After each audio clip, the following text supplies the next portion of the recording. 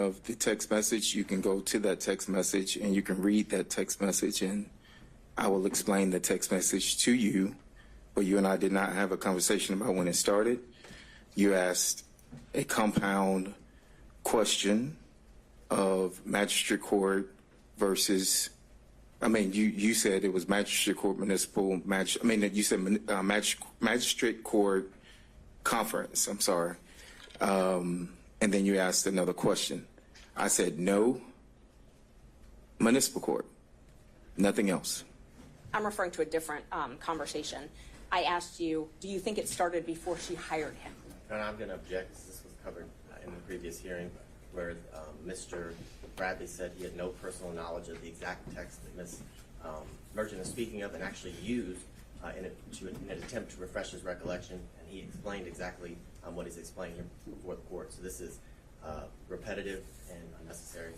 So I would object to asked and answered and relevance at this point. All right, perhaps we'll get there, but I think first Ms. Merchant has the right to draw his attention to the exact, potentially inconsistent statement. Thank you, Judge. May I approach him? It's overruled. This is the text I can use.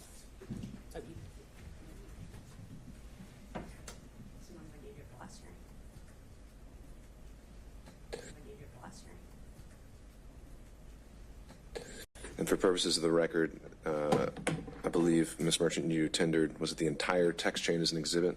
I only tendered a few of the texts, but I did give the state their courtesy copies last time of the exhibits. Was this one tendered? This one was not tendered. All right. And I'm happy to tender it. Well, we'll just take it as it comes, whatever you We're need. at, I think we're at 39. I will wait to mark it, but I think we're at 39. May I approach, Judge? You may.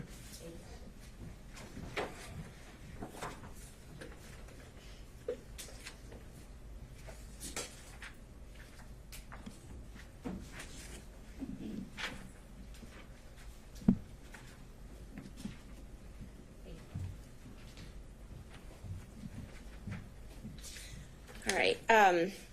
So, Terrence, do you remember telling me that it started when she left the DA's office and was a judge in South Fulton? I see the message there, but I don't recall. I do see that message, but I do not recall. You don't recall texting this? I look back at my text messages through that we've had.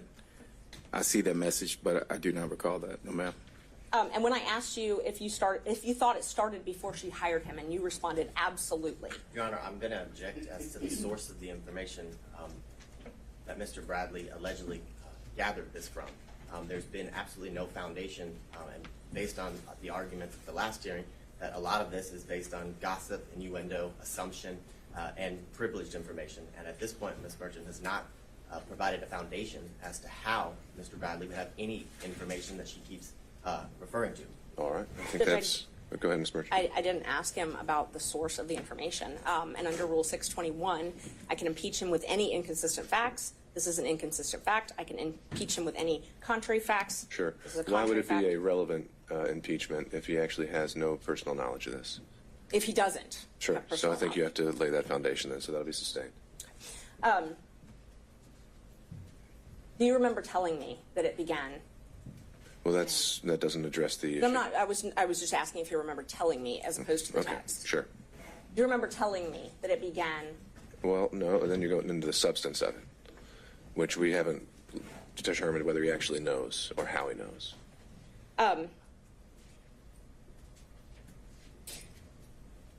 You told me, in fact, you corrected me when I said magistrate court. You corrected me and said it was municipal court. Do you remember that? Same objection, Your Honor. This is the exact same issue, right? Well, I'm asking if he remembers that. He hasn't answered that question yet. Right, but the relevance of whether he remembers it isn't established until we know how he remembers it or why he knows it. If that makes sense. I guess not. Sorry. How he knows it? I'm just asking if he told me that. Right. So I wasn't asking how he knew that. I wasn't asking the source of that knowledge. I was asking if he told me that. Sure. That was it. But that's the point. It's how he knows it. Right. The source of his knowledge, the state would contend, is hearsay because it's gossip and innuendo, which is what was indicated the last hearing. Well, it may not be hearsay. It may not be gossip. We haven't really gotten there yet. We don't know how he knows what apparently he's telling her, and I think we need to figure that out before we can go any further. Yes, and if the source of the information is a witness who've testified, then it's not hearsay. So when did the relationship start?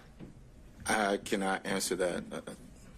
When was your first knowledge of the relationship?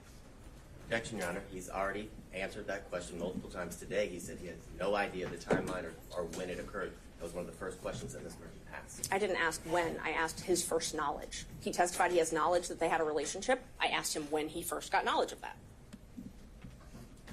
Okay, so if the question is, when did you first get knowledge, I think we can start there. That was the question, yes. All right. Thank you. When did you first get knowledge of their relationship? I've said over again that I didn't have any personal information where I could personally say when it started. I've said that time and time again. So I don't know when the relationship started. And that wasn't my question. So my question is, when did you first gain knowledge? I didn't ask the source of the knowledge, didn't ask you to comment on the validity of the knowledge. I asked when you first had knowledge. We'll get to the how, Mr. Abadi. So I'll note the objection, overrule it. You can answer that. Just for the record, I appreciate your honesty. But he said he has no personal knowledge, so it's clear he had to gain the knowledge, not from hearsay. He could have gained it from Sure. Mr. Wade. Well, I mean, most of us learn things from hearsay. The question of whether it's admissible, right? And that's what we got to get to. So, I apologize. Right. When did you first get knowledge? I'm not qualifying what type of knowledge. I'm just asking when you first knew about the relationship. I don't know how to answer that. I mean, so I can't give you a date if you're asking for a date. If you're asking me, how did I get the knowledge? It would have come directly from my client. Right. So help me understand. I think you say you can't answer that question. You don't know the date. So that's the answer to the question. But I said that 5 minutes ago. We have to make it clear. Yes, sir. Next question, Ms. Merchant. So you don't know the specific date. No. Do you know if can we narrow down the timeline? Did you gain knowledge in 2019 of this relationship beginning?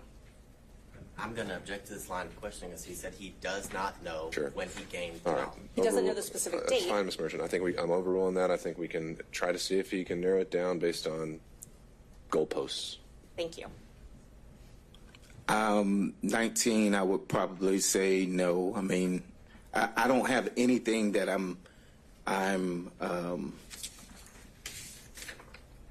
there wasn't a specific date. There wasn't a football game. There wasn't something that I can attribute to him telling me whatever. And so you're asking for a date. You're asking for a year. It's still a date. And at this time, I am telling you that I do not have the date. Let's try this then. So you received a contract from Ms. Willis January 2021, correct? Can I see the? Yes, yes, I think so. Exhibits are, I think, okay. I think if it was from the exhibits, I think it was 21. Yes. And I don't want to belabor the point. You admitted those Yes. when you were here before. Yes. If those documents that you looked at last time Yes. said January 2022, that's okay. 21. I'm sorry, 21. You're right. Thank And you. it was, I think, renewed in 22. It was, yes. So the contract date was that we have in the record is January 25th, 2022. So using that date, at that point, had they begun their romantic relationship? Of 2022. January 25th, 2022. 2021, I'm sorry. When you got your first contract?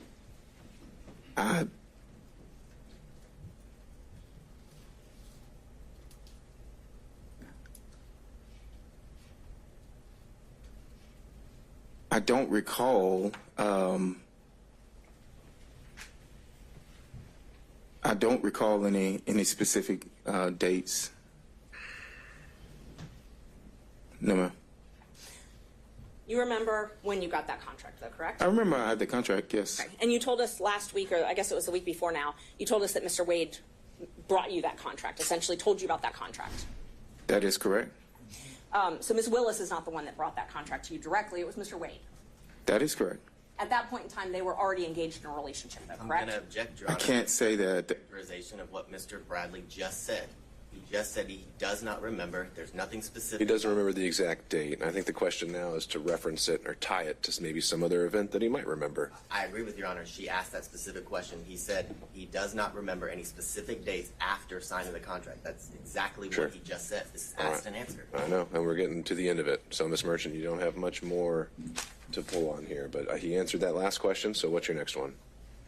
And Judge, I didn't hear the answer if they were in a relationship January 25th, 2021. Mr. Bradley, do you recall the question? I recall the question, and I can't tell you accurately whether or not they were in a relationship at the time. You asked me about him bringing me a contract. I said he did bring me a contract, and that is accurate. Do you remember knowing Ms. Willis prior to her taking office as the DA? I had very little contact with Ms. Willis. I knew her through my business of coming down to Fulton, if that's what you're asking. Yes. You knew her through the business. So you had met her prior to your contract? I'm going to object to relevance at this point as to why we're here today. Sure. Judge, he doesn't remember much of anything right now, and so I'm trying to create a timeline to hopefully piece this together. All right. Well, I'm not saying really that the likelihood that that's going to have any success. I'll let you ask a few more questions, but if he doesn't have a date, then I don't know that you're going to be able to create one today. Okay, thank you.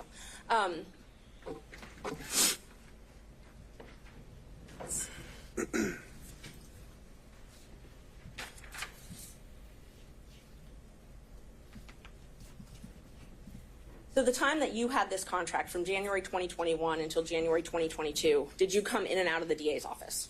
Yes. Okay, and so were you able to witness Mr. Wade and Ms. Willis interact during that time? I'm going to object. This has been asked and answered. It was addressed at the last hearing about Mr. Bradley's access to and from a specific room to pick up files. And Mr. Bradley said that he rarely saw them together, but this was Yeah, answered. I think the only avenue that was closed at the last hearing was his personal knowledge, potentially through, well, actually, no, if he testified, it was that he had no personal knowledge. It's knowledge that conveyed to him that was cut off at the last hearing. That's really the only thing we hadn't been able to explore, unless you correct me if I'm wrong. Knowledge that was conveyed to him by Somebody else. That's that he claimed at the time was privilege. I found that it's not. That's what we're here to explore. Okay.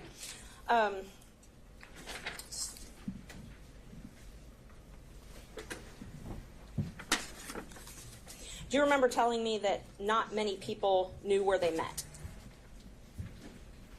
I'm going to object as to relevance, as to his personal knowledge, which is what 602 requires. Yeah, I mean, we're back to the same point, Ms. Merchant. His personal knowledge is what I'm asking him what he told me. But he hasn't yet told you how he knows that. And so unless you can establish why he should be testifying on this at all, then there's no relevance. And I don't know how he knows that. That would be Then the ask next him. that would be the next question. But Ask him how he knows it. I first have to establish that he said that. No, you don't. You could go the other way around. When you told me that it started when she left the DA's office and was a judge in South Fulton, where did you gain that knowledge from?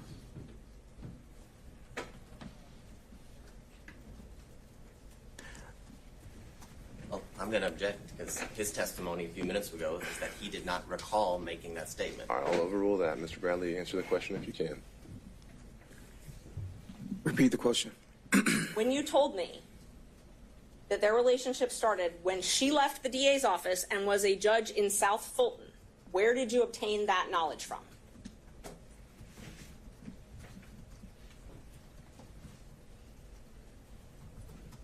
I was speculating. I didn't have a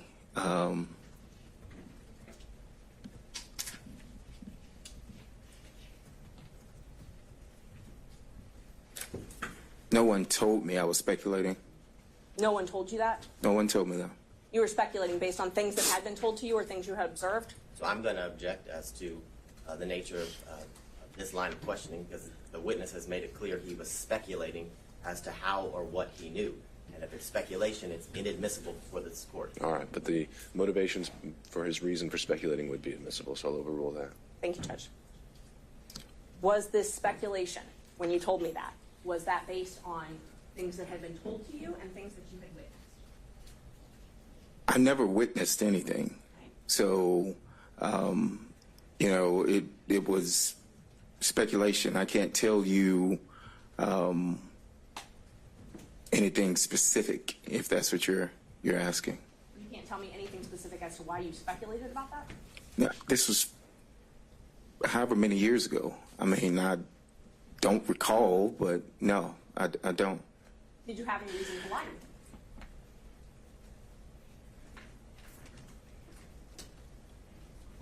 I don't know if speculation is lying, but Well, let me just show me where in this text it says you're speculating. you didn't ask me if I was speculating or guessing.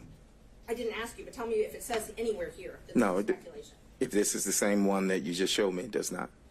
And you're welcome if you need to look at your text.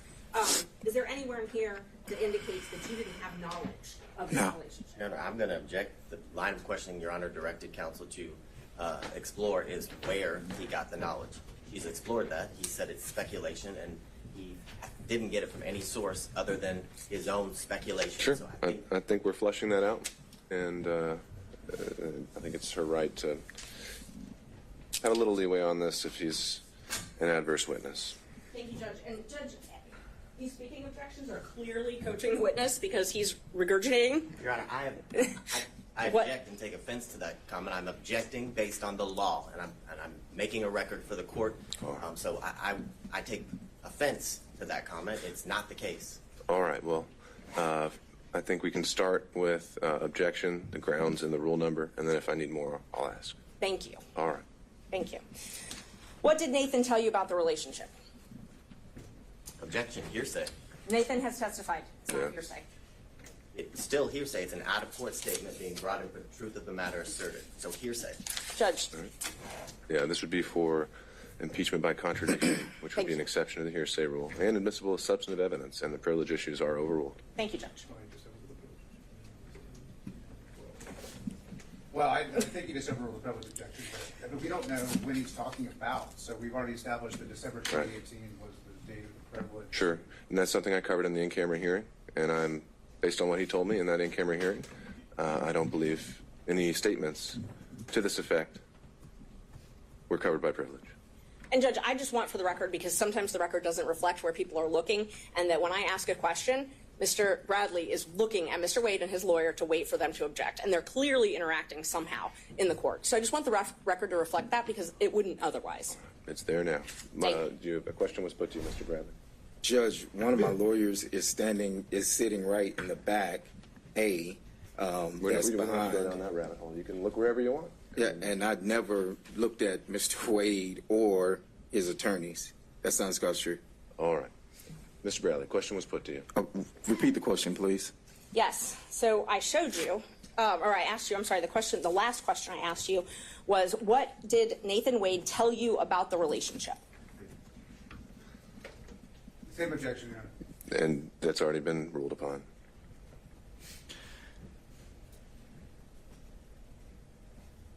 I recall him stating that at some point they were dating. I can't tell you what date that was. It was made in confidence. We were in the back of our office. Our offices were the only two in the back. There was no one else present. That is all I can tell you at this time. One time? One time. You only had a conversation with him one time about the relationship? Objection, asked and answered. No, I think that's clarify for a thorough and sifting cross. Ms. Merchant. I do not recall any other time that he mentioned that they were in a relationship. No. You may not. Okay. So you talked about this one time, and you said you don't know when it was, though, correct? That is correct. Was it before Mr. Wade, before you got the contract in Fulton County? Let's start with that. I do not recall.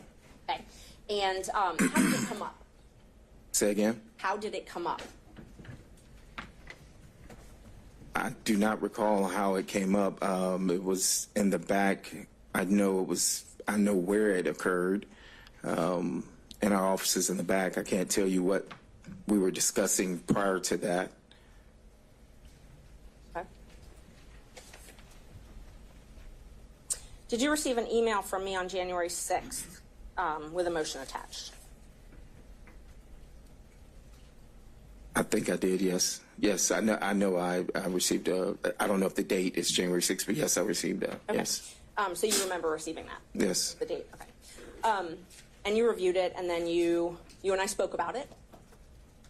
You recall that?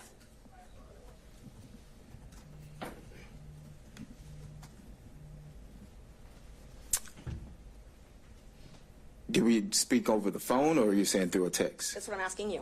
If you I recall can't speaking- remember whether it was text to phone or But you recall us speaking, one way or another. one way or another, yes. Okay. And where I was trying to confirm the facts in that filing. I think I remember there was a line of about the accuracy of how much money that my office, the law office of Terrence Bradley, have received, and whether or not that was going to be in the motion or not. Well, there wasn't a discrepancy. I had kept that out, and you asked me to put that back in, correct? I recall you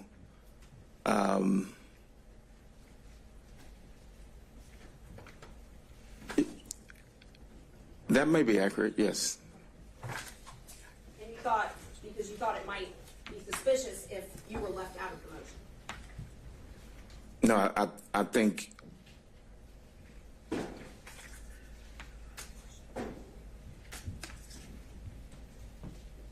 we discussed that it should reflect the accuracy, because the accuracy was that I received, I had a contract and received $74,000. And I think you had put in there that Mr. Campbell had received a certain amount, and then you also had put in there that Mr. Wade had received a certain amount. But there was not anything in there originally, and I said that it needed to be accurate. I needed to be accurate as far as that I had received $74,000. Right. That's correct. Because you did not want anyone knowing that you had talked to me. I would object this for relevance. Be biased. Overruled.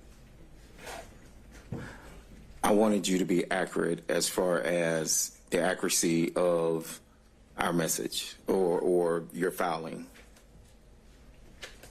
Okay, so that was your interest was in accuracy in the filing. I didn't reach out to you and say, send me a copy of your motion. Right. I didn't reach out to you to say that that I'm going to be in your motion. Right. I asked you to review it for accuracy. For accuracy, and I just stated that it was inaccurate. And the inaccuracy that you pointed out was the thing about your salary, or how much you had made. That was the inaccuracy that I saw that jumped out, was the fact that I saw that I was left out when you had put Okay. the firm, the money wise. I did not, when I responded to that, it was for that specific reason. Okay. And I agreed I would put that back in, that section back in, and I Correct. did. I did put it back in, and I sent it to you again. I don't recall getting a second email from you now. But you were happy that I put it back in, or that I agreed to put it back in. And object this to relevance. Yeah, we need to get to more material aspects. Yes, Judge, I'm moving along, I promise. So you did ask me to put that back in. Well, And answered relevance. well, you didn't answer that last question, so overruled. You did, can you confirm you did ask me to put that back in, for it to be accurate? Yes, that's correct. I said that, yes. Okay. And Then I asked you if everything was accurate, and you said, looks good. Correct? I recall you asking that, but the looks good was applying to the accuracy of the 74,000. That's it. Okay. So when you reviewed the motion, and you specifically pointed out that one thing that you found inaccurate, you didn't point anything else out that you found inaccurate in that motion, though, correct? No, I did not. And that motion alleged that their relationship began when Ms. Willis was in municipal court. If I can reread the motion, but I don't recall, but if that's what it says.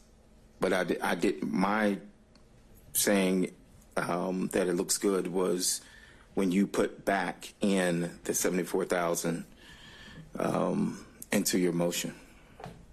Okay, and that wasn't what I was asking. What I was asking is, you didn't tell me that there was anything else inaccurate in the motion, though, right? But I didn't state that anything was accurate other than the 74,000. Now, when I told you that I had this motion that I was preparing, you asked me to send a rough draft. No, that's incorrect. May I approach, Judge? You may. Which page are you showing? They're not page numbered. It's January 6th. Yeah, of course. I can show you just all the text.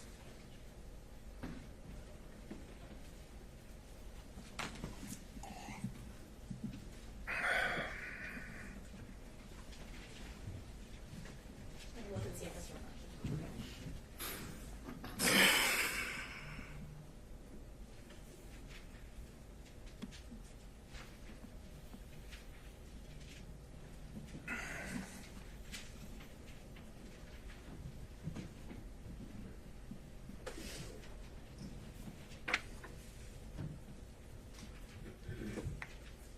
So we had been talking, and you asked me to send you a rough draft, and I told you, okay, but I didn't want it to be leaked before I filed it. Right? That is correct. That is correct. So you're the one that asked me to send a rough draft.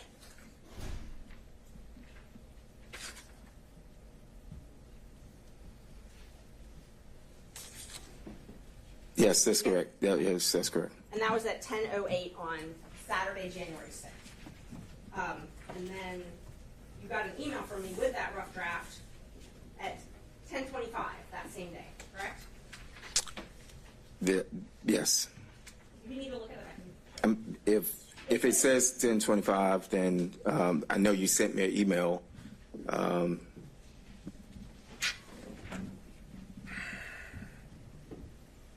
Why he's looking at it, I'm going to object us to ask the name. We've been through the fact that he sent him a copy of the motion, whether he specifically said rough draft or not, and then asked about the accuracy. He's explained his answer, and I've object to ask the name. So. Understand, Mr. Vaughn. We're getting there. Overruled for now. And then I responded when we were talking about that footnote that we were just talking about. I said I took it out, but I can add it back, and you said yes, add it back. You remember that? I answered that yes. And then I said anything else, anything that isn't accurate, and you responded looks good. You recall that? Let me see the. Of course. And there, I don't know where the exhibits are. They were admitted.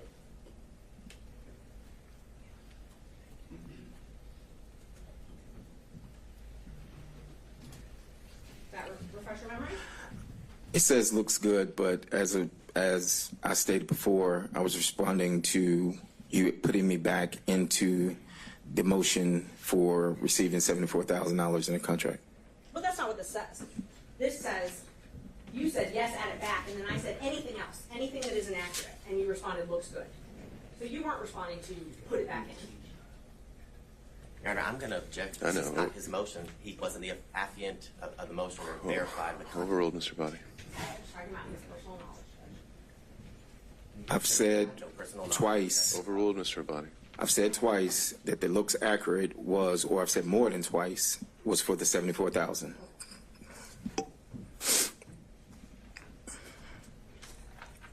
Do you remember telling me about Nathan and Fani coming to your office and spending time together at your office? No, I mentioned, I do recall testifying on the 16th that she had come to our office. And that was before she was elected as district attorney, correct?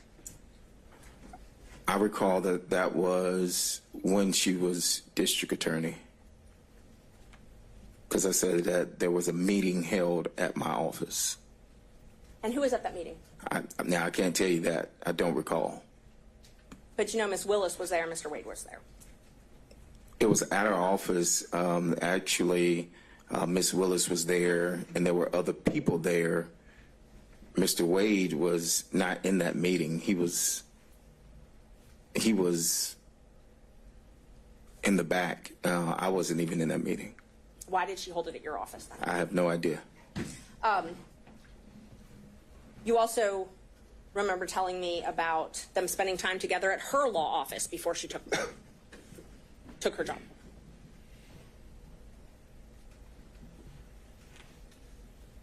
I don't recall. Do you? I don't recall. Do you have something to? Well, what I'm asking is, so let's back up a sec. So Ms. Willis rented a law office from the Evans firm, or Andrew Evans and another lawyer, I think Stacey Evans. You have knowledge of that, correct? No, I'm going to object to hearsay. Well, How does he know the information? That would be the correct question. okay. Ms. Merchant? I don't really know even how to respond to that. Hearsay. I'm asking if he knew that she rented Yeah, offices. he may have been there. He Right.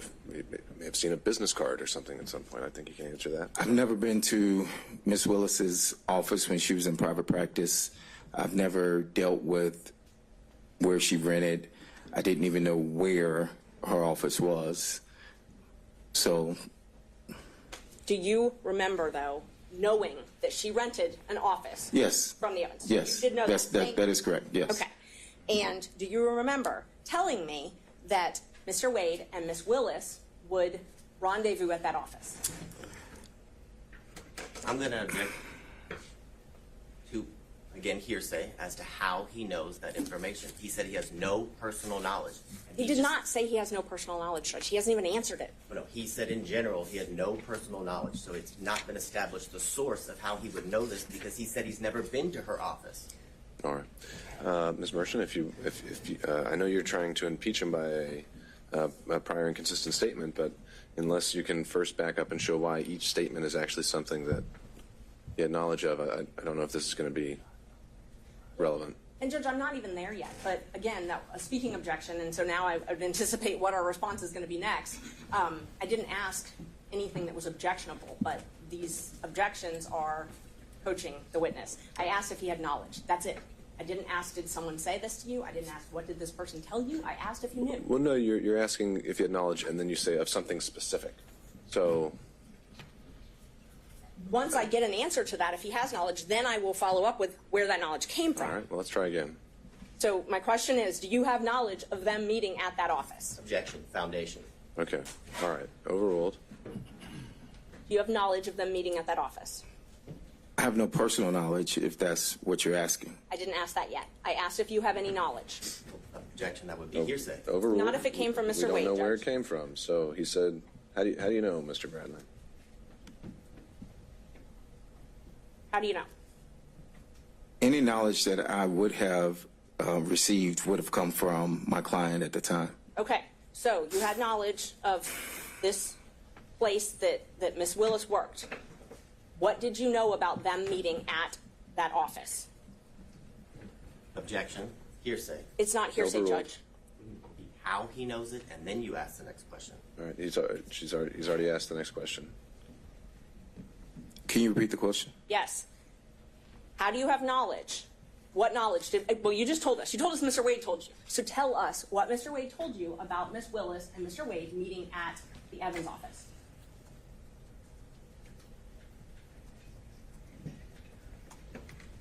Objection, Your Honor, privilege. This clearly covers the time after December 2018 that would be covered by the privilege. Yeah, overruled.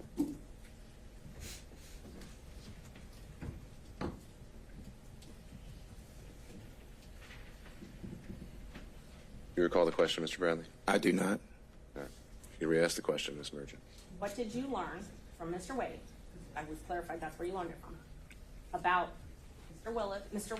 Wade and Ms. Willis meeting at the Evans office together?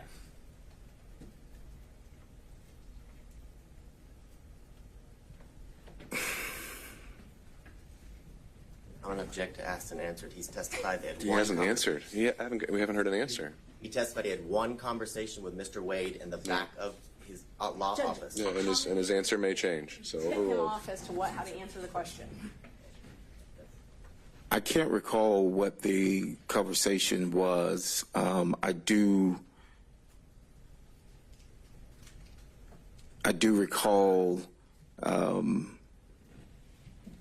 knowing that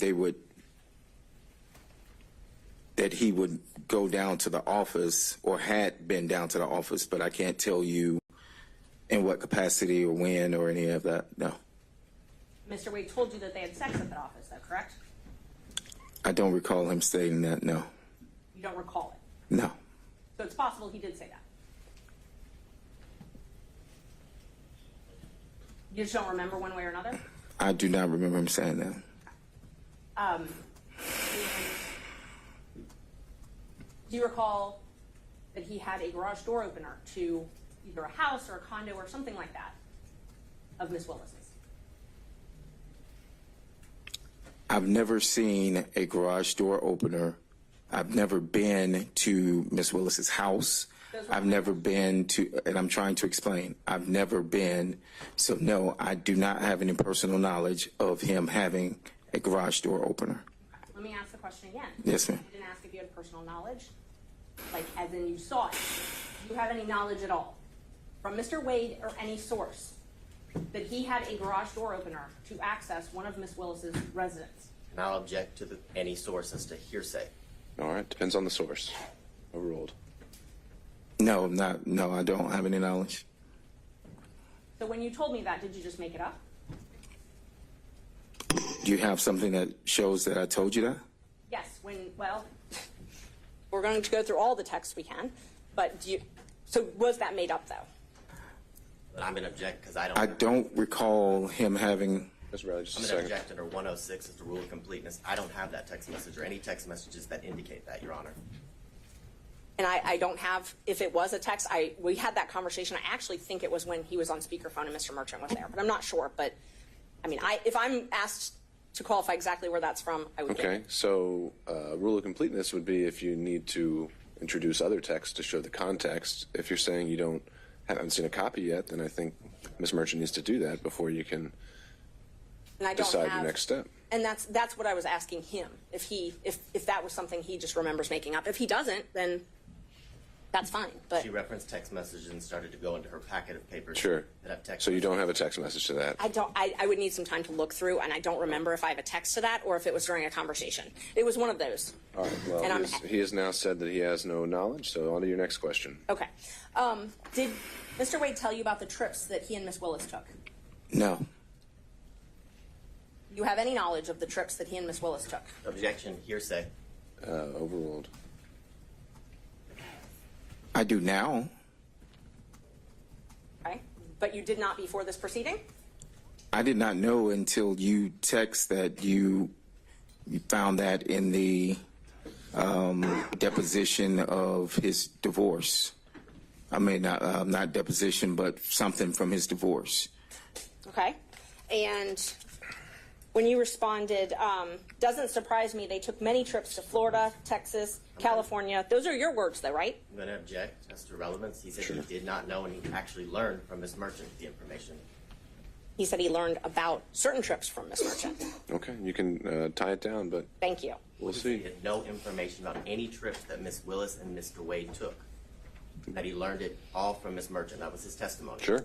Judge, I'm Maybe allowed the conclusion we reach. I think she's going to ask more than one question, though. All right, Ms. Merchant. And if, Judge, just so we can be clear, if he said more than one version, that's all relevant. We're allowed to talk about the different versions that he's told. All right, I've overruled the Thank objection, you. Ms. Merchant. Do you remember telling me that it didn't surprise you that they took the trips that I found in the divorce file because they took many trips to Florida, Texas, California? And then you told me that they took the trip to California when she moved her daughter there because she failed out of FAMU. Do you remember that? I don't recall that, but if I don't recall. Okay. Judge, may I approach? It's Sure. You may. It's in one of the ones I gave you.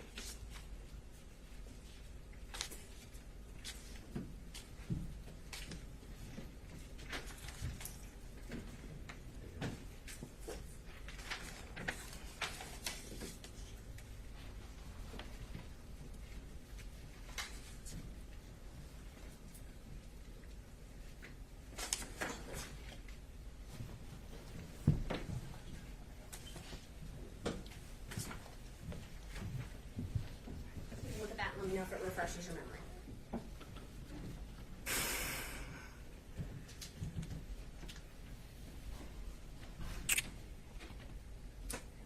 So when that, So just first let me know if that refreshes your memory. yes, Okay. yes. So it's true that you told me that they took many trips to Florida, correct? Per that, yes, but one of the messages is cut off, and you asked about some other trips, and I said, no, I didn't, I think. And that was specific to, at the top of that, it says, no, I didn't. Yes. And so that was to the trips that you asked me about. And I think before that, when you mentioned that you found all these trips, I think I said, oh, wow. Yes, you did. And You did not know about all the trips that were taken, and you qualified it. You said, no, I didn't. When did it happen? And then the next text, which I can get, or you can look at your phone, or whatever refreshes your memory, you said was after you left, after the firm was dissolved, correct? Subject to relevance. Overruled. It was after the firm. The trips that you said, no, you didn't know about. You told me those were after your firm had dissolved, correct? I think you mentioned that they were after I left, maybe, or whenever you found them. And I said, no, I didn't know about those trips. So So you believe I mentioned that it was after you left? I'm quite sure you have the text message, and I will refresh my memory. Is it easier for you to refresh your memory with your own phone or with my printouts of screenshots? Well, you have the printout, so I'll go. Judge, the reason I'm asking is because I'm getting objections that I've cut things off, and it's just the nature of how you have to print out screenshots. So in order to avoid that, I'm happy for him to refresh his memory with his own phone, if that would be... Well, I don't know if he's accepting your offer or not, so you're Would that be easier for you? You can just provide the documents. Okay. Let's see.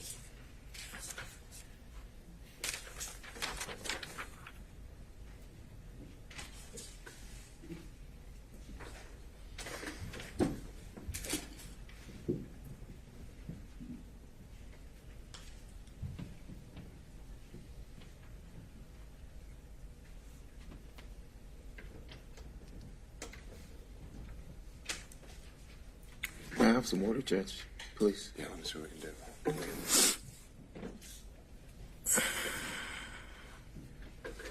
Sorry, Judge, I'm just trying to pull out all of the messages that you may need.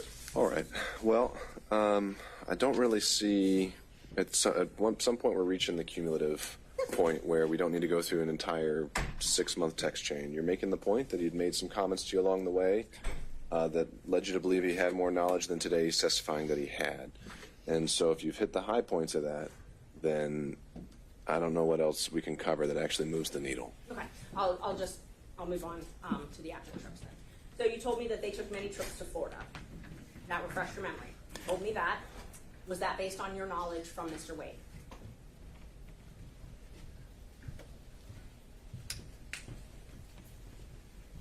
That would have been based on anything that my client would have told me. I didn't have personal knowledge of whether they went or not.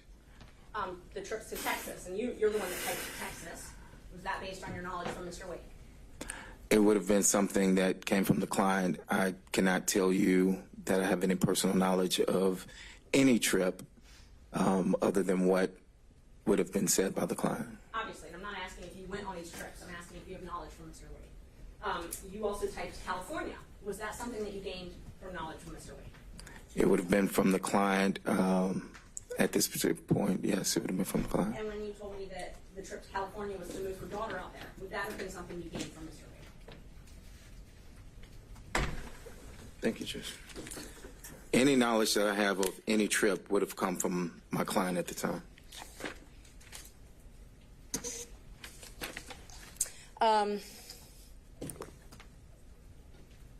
You told us last week that Mr. Wade used your credit card one time. Do you know when that was? I do not. Relevance covered here today. Well, I think this would be impeachment of Mr. Wade's testimony if Mr. Wade testified that he had never used anyone else's credit card before. I object to asked and answered because it was covered during the last hearing where he acknowledged that Mr. Wade used his credit card. Judge, I asked when. Yes, I didn't- when? Okay, I didn't ask, did he? I asked, when did he? let's go there. I do not have any dates of when Mr. Wade used my credit card. I testified that we used the card for business, and that throughout the business we would order paper or supplies or filing of depositions. The cost factor of cases is what I said, and that still applies today. Did he use my credit card? He did, but I can't tell you who he used that card, what the trip was for. I can't even tell you at this time where he went. But he used it for a trip. Yeah, it was for a trip, but I can't tell you where, when, why, or anything to that nature. Correct. And he paid you back in cash. I never testified that he paid me back in cash. I said that he would either pay me back, I said I couldn't remember. I do not recall. Sometimes he would write checks. Sometimes he would pay cash. And that still applies today, that I do not recall him paying me back cash, but I do recall him paying me back. And this was when you were still, before your partnership split up, correct?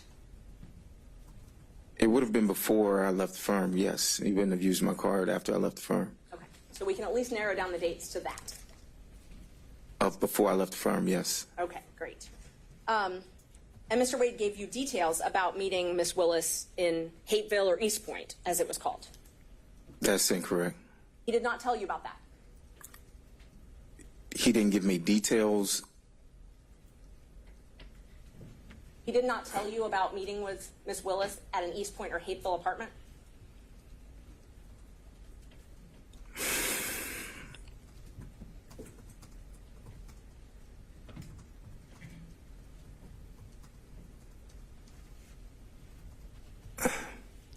At this time, I don't recall.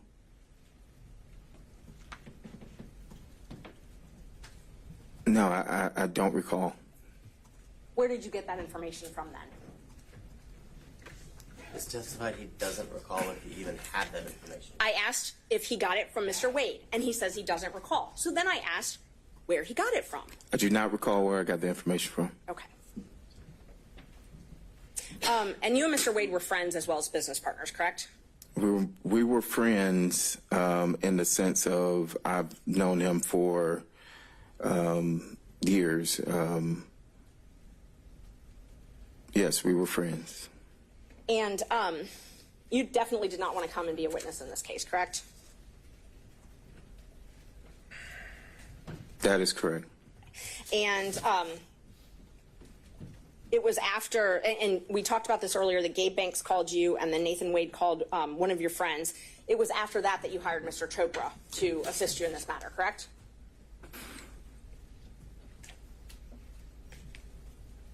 Was it after that?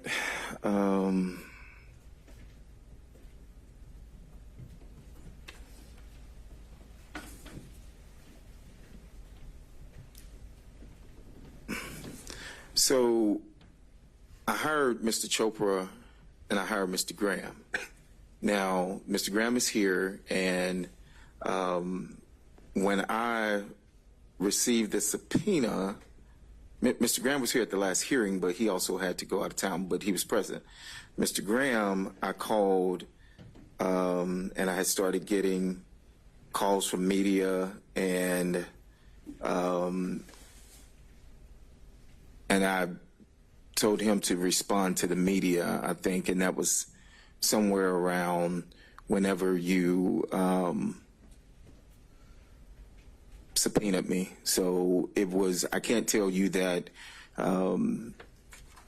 it was that instance of those calls for Mr. Chopra, but I had engaged Mr. Chopra and Mr. Graham at that time. Okay. I'm going to ask the question again because I didn't get an answer to it.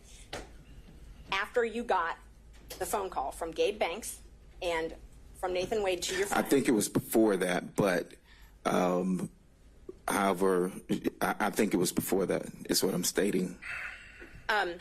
when you got the call from Gabe Banks, you called me immediately. Well, actually, you texted me and then you called me. I didn't call you immediately, but yes, we did speak. Okay. And you texted me about it as well. That is correct. And then we spoke after Mr. Wade called your friend, and we talked about that as well, correct? That is correct. And at that point, you didn't mention anything to me about being represented by Mr. Chopra. But I didn't mention anything about Mr. Chopra or, that is correct. Yes, that was only my question. Let's see. I'm going to show you two more texts. They're in the ones. All right, Ms. Merchant, we're going to do This is the 5 last more minutes. 2 questions. Thank you. 3:05, I'm cutting you off. Thank you.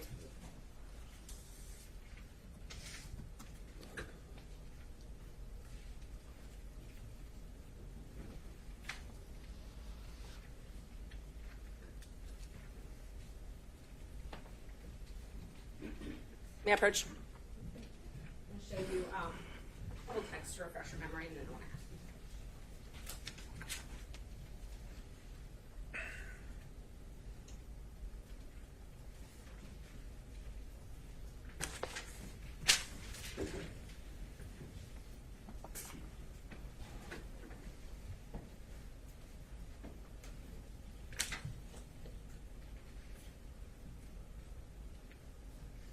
Are these supposed to go together? No. Oh, these are two separate dates? Completely different dates. Okay, all right.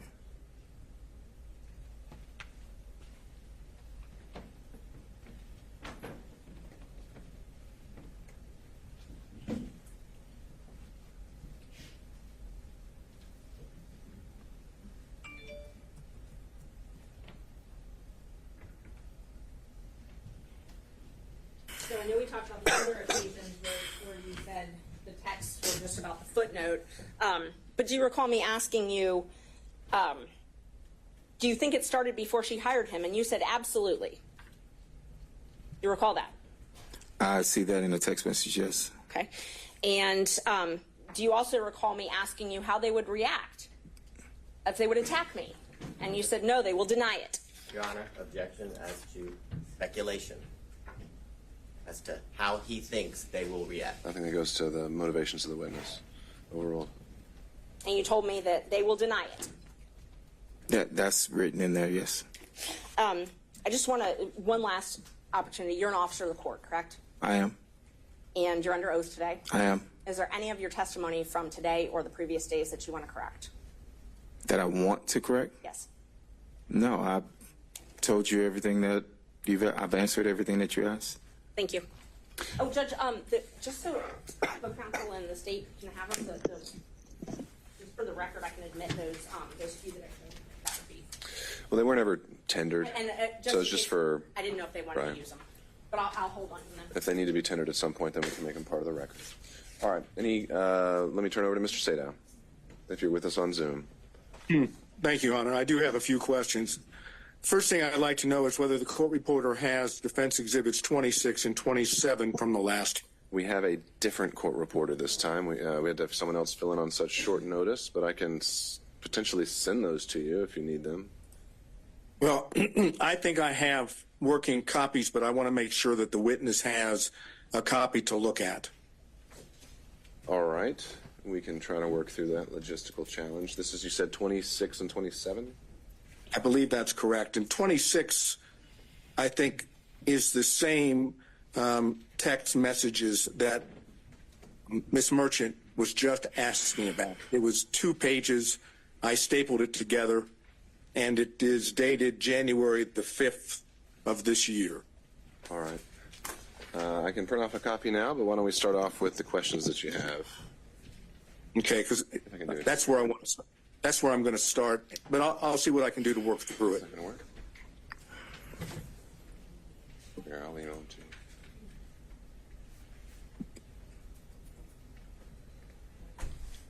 Okay.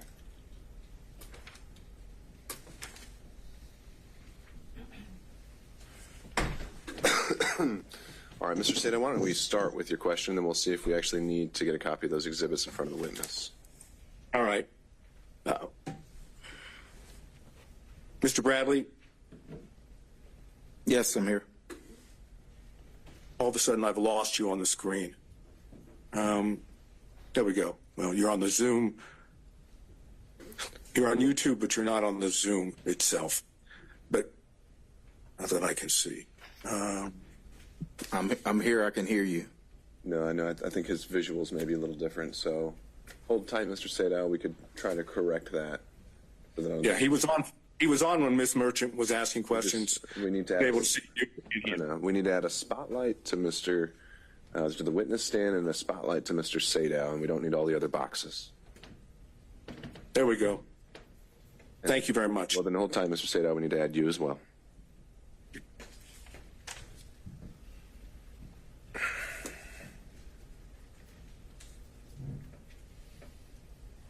All right, now we're ready. Thank you, sir. Mr. Bradley, you have referred to Mr. Wade as your client, correct? Correct.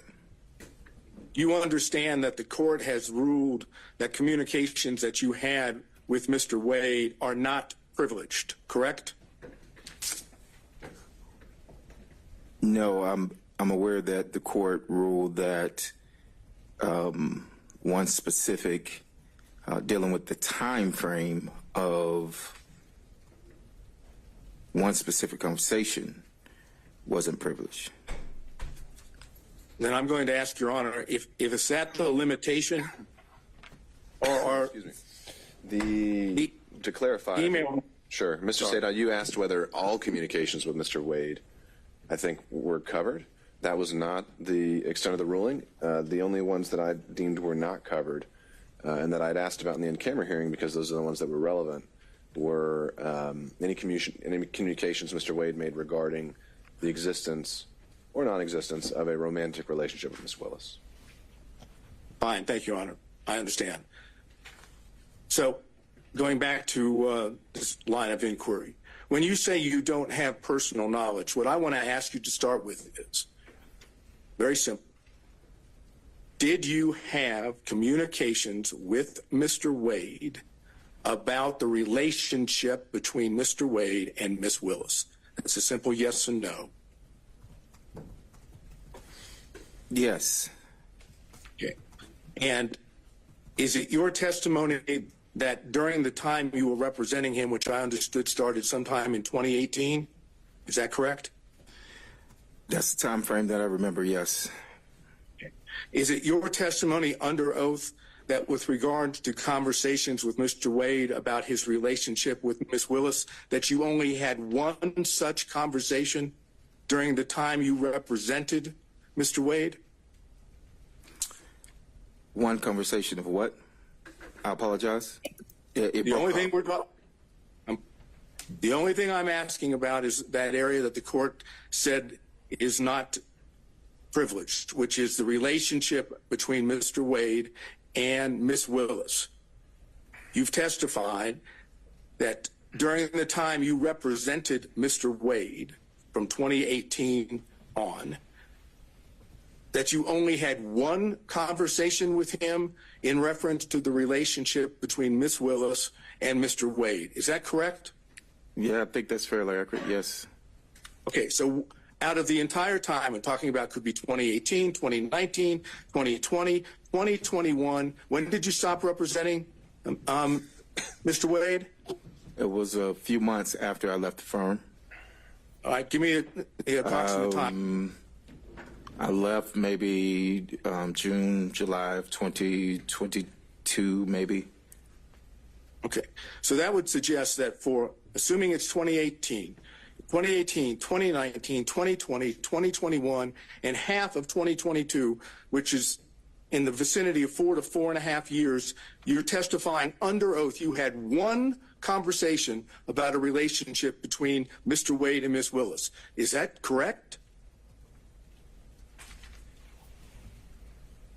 I don't recall having any other conversation with Mr. Wade about him and Ms. Willis.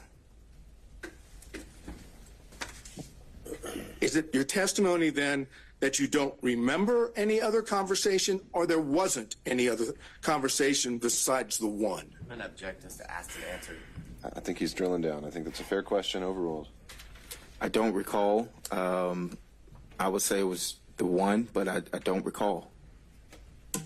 You testified that you did have communications with Mr. Wade about him visiting with Ms. Willis at a condo or apartment, correct?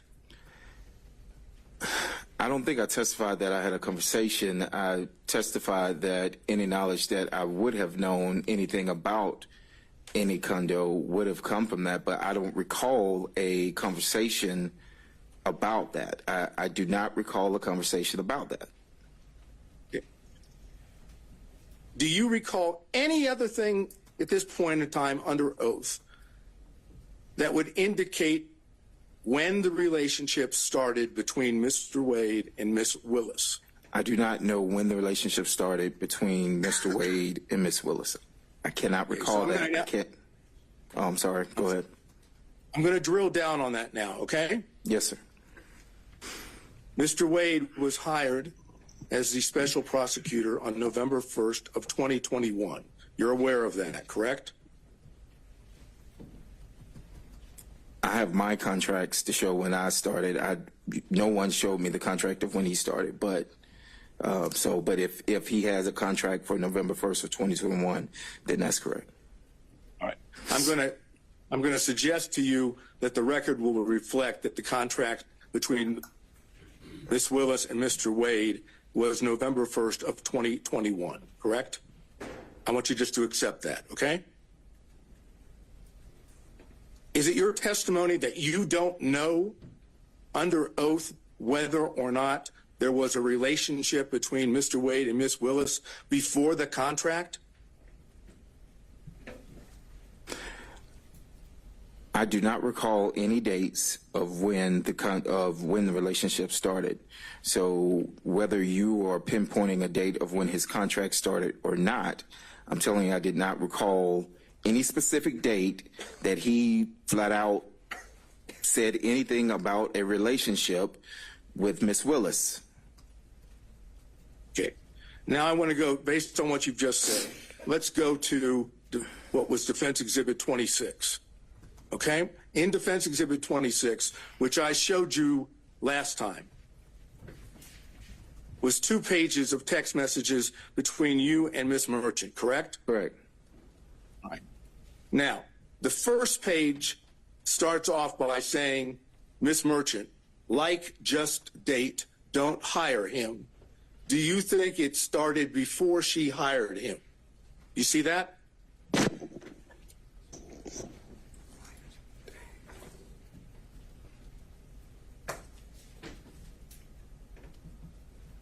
Yes, I see it. Yes.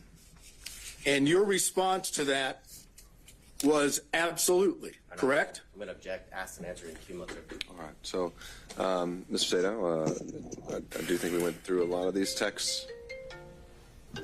We didn't go through this whole one. Just a second, Mr. Sato. All right. I'm sorry, Mr. Sato. You said we didn't go through this particular one? No, we stopped right there. I want to go. I answered because this is the exact language that she just stated a few minutes ago. You could read it back. Okay, Mr. Sato. Are you saying both of these 2 exhibits weren't already covered by Ms. Merchant? It was not gone. This particular language was not gone into. I'm doing it based on the exhibit itself. Well, let's do it this way. I now move into evidence defense exhibit number 26. All right, and I'd have to search through my notes, but does anyone recall that one actually been tendered in a minute already? It was. No, it was only presented to Your Honor for you to take back into camera ex parte to speak with Mr. Bradley and his counsel. Okay. Ms. Merchant is indicating that it was admitted. I thought Mr. Sadow admitted it, but I'm organizing, putting them back in order. So I think it might be easier if I just admit the copies of the All right. that we're all referring to. All right, so Defense Exhibit 26 and 27 are being tendered. Well, actually, only 26 at this time, but Okay, Defense Exhibit 6, any objection from the state? 26. 26. I'm going to object as it relates to foundation and authentication. It was used to, during the last hearing for the purposes of refreshing his recollection, and it's my recollection is that it didn't refresh his recollection, but I would renew my objection as to asked and answered in cumulative. Okay. As to foundation and authentication, I think Mr. Bradley has recognized them as texts that he sent and received, so I think I'd overrule on that basis any other objections to their admissibility from any other defense counsel, and seeing none, Defense Exhibit 26 is now admitted. Mr. Sadow. Thank you. All right, let's continue. Now I'm publishing it. After you said the word absolutely, on your own, you said, it started when she left the DA's office and was judge in South Fulton. No, I'm They met at... Object. Asked and answered. All right, understood, Mr. Body. I'm going to let Mr. Sadow have a few minutes on this, and we'll go from there. But Judge, I'm sorry. I did answer this. I answered it for Ms. Understood. Merchant. I stated that I was speculating. The judge, someone objected to the speculation, but this was the exact same language. All right, well, thank you when for I that said recap, that Mr. Bradley. Mr. Sadow is asking the question in a slightly different manner, and I'm going to give him a little bit of leeway to do that. So, Mr. Sadow.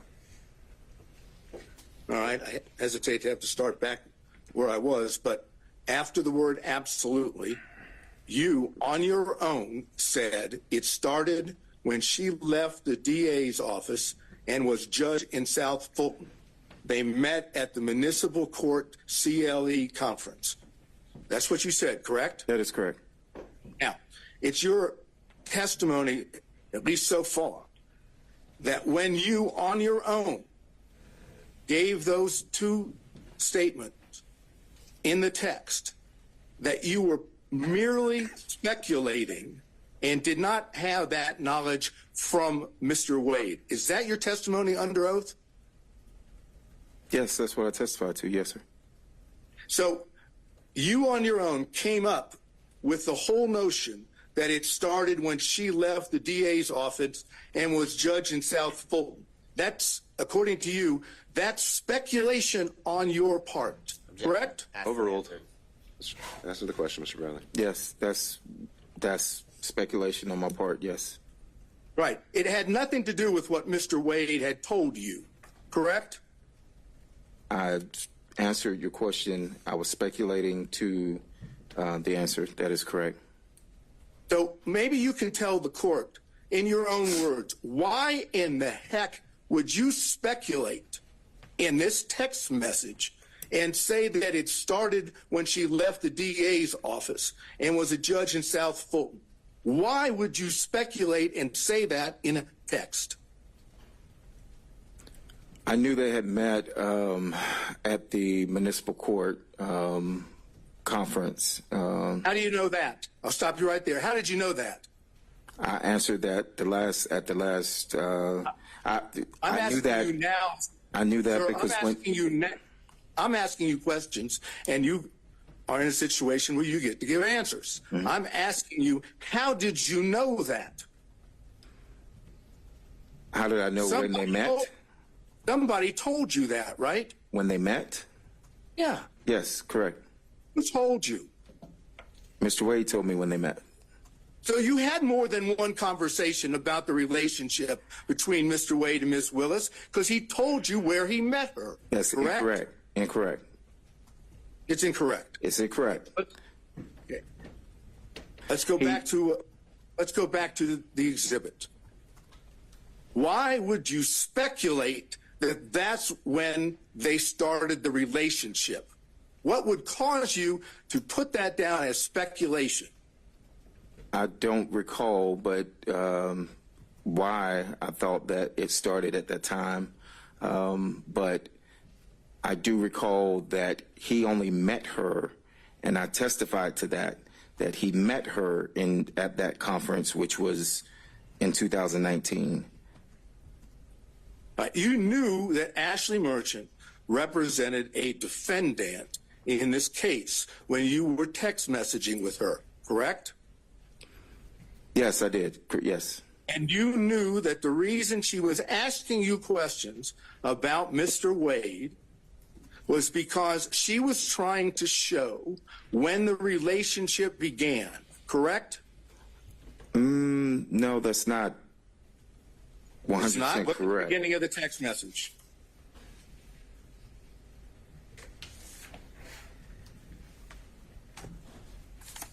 Yes, but what Text message. messages were before this message, before she sent that?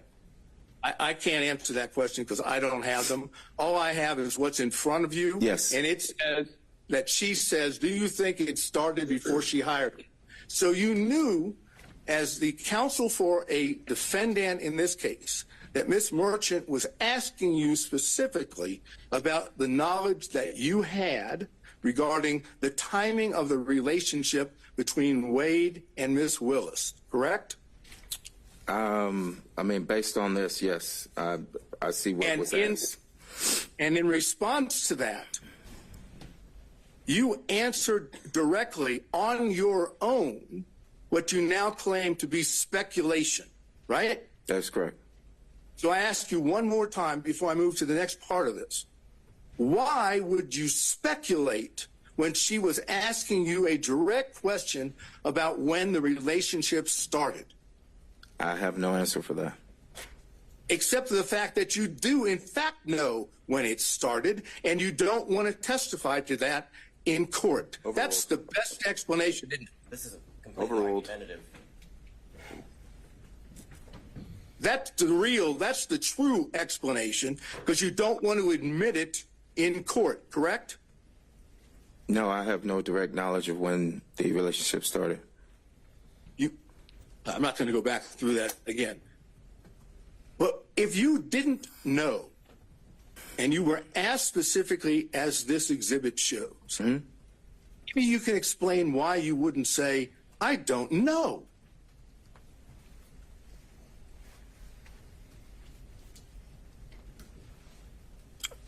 Is that a question? You're asking me a question to answer? Definite question. State that again. I apologize. If you're being asked, as we've just gone through with this text message from Ms. Merchant, Yes. as the attorney for a co-defendant, Yes. and she's asking you about the relationship, and she's clearly asking you about the timing, why wouldn't you just have said in response, I don't know when it started? I don't know why I didn't say I don't know.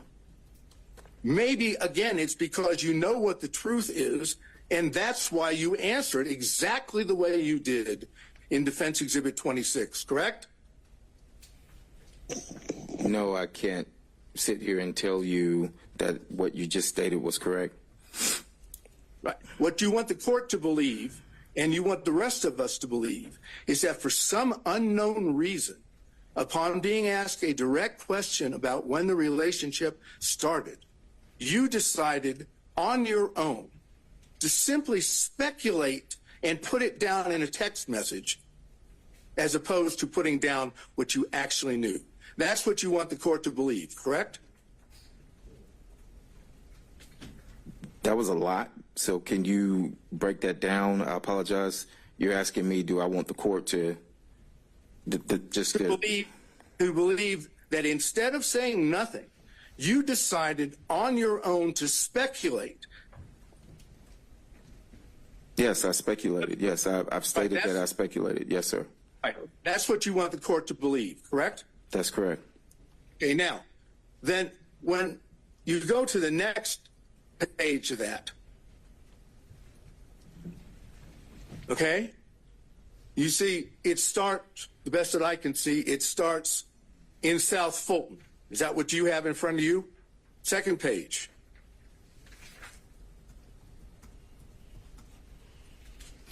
The second page that I have says, that's what I figured.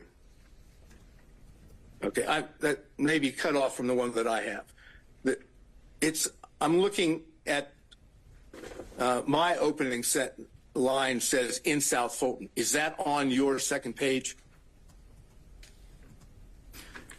No. So if you're going in order of the pages, no, neither page starts with South Fulton. No, don't get caught up in whether it starts that way. Does the second page have a line in there that says in South Fulton? Oh, yes, I apologize. So, yes. That's fine. Yes. Just want to make sure that we're on the same page. Yes. Okay. You say after in South Fulton, they met at the municipal court CLE conference, right? Yes. You see that? Yes, that's correct. And then Miss Merchant says, that's what I figured when he was married. Is this accurate? Upon information and belief, Willis and Wade met while both were serving as magistrate judges and began a romantic relationship at that time. You see, that's what she said, right? No, I mean, so it says they met at municipal court CLE. The only other thing here says that's what I figured when he was married. There's no response for me on that day. And then there's another response. I guess a question that says, is this accurate? Okay, that's what I just went over with you. Okay, so I don't have anything in that. Is this accurate at all? I can show the court. No. It just says, is this accurate with the question mark? I don't have anything following that. You don't have, after that, upon information and belief, Willis and Wade met while both were serving as magistrate judges and began a romantic relationship at that time? I apologize. It goes to the next page. I apologize. No problem. Just want to make sure that I see that now, yes. All right, so that's what I just read is exactly what Ms. Merchant said to you in the text, right? Yes, that was in the text. Is it accurate upon further information? Yes, that's there. And yes. Again, since you have told us that you were speculating when you gave the answer that we went over with previously, on this one, you don't say, I don't know. You simply correct her by saying no, municipal court, right?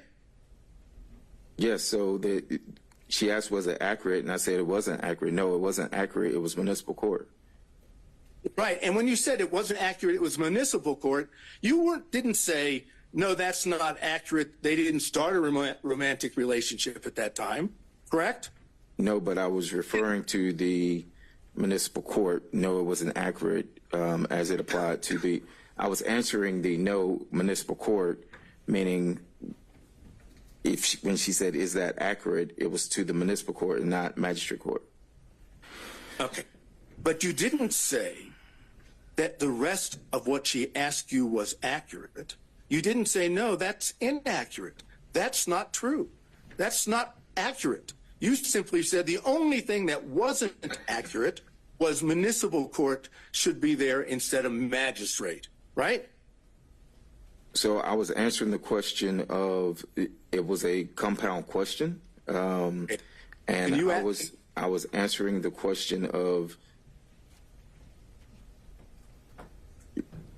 she wrote magistrate court, and I said no, municipal court. Right, but it's not compound. It's one statement upon information and belief. I'm sorry. No, that's okay. I know the feedback and the delay complicates things, but I think you've adequately made your point here, and I don't think we need to belabor it much longer. Let's move on to the next issue. Okay, thank you, Your Honor. Mr. Bradley, prior to coming into court today, did you and your lawyer meet with anyone from the district attorney's office? No. I mean, no. Not that I know. I'm aware of, no. I did not meet to anyone. Sorry. I did not meet with anyone outside of my attorneys. Did you have any conversation? I did not. Meeting, conversation. I did not. So you have not spoken, if I understand you correctly, prior to coming into court today, you've not spoken with the prosecutors? No. Right? I've not spoken to the prosecutors. I've not spoken to defense. Have you spoken to Mr. Wade? No.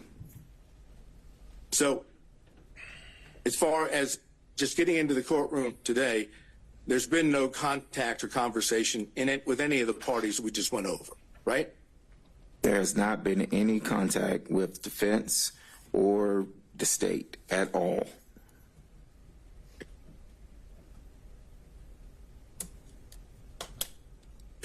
I think I have basically just one or two more questions. Why would you see the need to speculate when you were texting with Miss Merchant? I think we did cover that one, Mr. Sadow. I think that exact question was already put to him. What would be the next one? I'm trying to look. Let's go to 27. Defense Exhibit 27. Do you have that now, sir? I do, sir. All right. Would you look at it and tell me whether or not the Defense Exhibit 27 appears to be accurate? Because I want to seek to introduce it into evidence. It consists of an email to you from Miss Merchant and a text response from you, correct? But the text response was not in response. So yes, it does consist of the email and a text response. I'm not saying that the text response applies to the entire email that was sent. All I've asked you right now is, Yes. is the email and the text, are those accurate in the interaction that makes up Defense Exhibit 27? As it applies to the stapling of the email and the stapling of a text message chain, yes, that is Defendant's Exhibit 27. This is, it's accurate. Okay, I would move Defense Exhibit 27 in. I believe it was treated the same way as 26 last time. Same objections, Mr. Abadi? Yes, Judge. All right. Overruled. Any other objections from defense counsel? Seeing none, Defense Exhibit 27 is admitted. All right. Anything else? Your Honor, I don't know. Yeah, I don't know whether you'll find this objectionable or not. I'll ask it, obviously. All right. Mr. Bradley, you realize that if you were to testify under oath, that you knew from Mr. Wade that the relationship between him and Miss Willis existed before the contract in November 1st of 2021, that if you testified that you knew that from Mr. Wade, that would show that both Miss Willis and Mr. Wade had lied under oath. You know that, don't you? I'm going to object. I think that's going to call for an opinion on the credibility of another testifying witness, so I don't think that would be an appropriate question. All right. Then that's all I have, Your Honor. Thank you, Mr. Sadow. Mr. Stockton. Just briefly, Judge. We'll see. Mr. Bradley, do I understand from your prior testimony that Ms. Merchant sent you a motion to review prior to her filing it? Objection. Call some cumulative answers. All right. I'm going to give him just a little bit. All right. Mr. Stockton, maybe this is going somewhere else. Did Mrs. Merchant send you a motion prior to January 8th of 2024 for you to review? That is correct. And did you, in fact, review that motion? That is correct. And did you indicate to Ms. Merchant that the contents of that motion seemed okay to you? Well, so you're referring to Exhibit 27, which, as I stated a few minutes ago, one is an email, one is a text chain. So in the text chain, when I never responded to the email, I never responded looks good or anything to the email that was sent to me. However, in the text chain, what you all are trying to merge together is the fact that I was asked about the contract. And that contract was $74,000, and me being added back to that.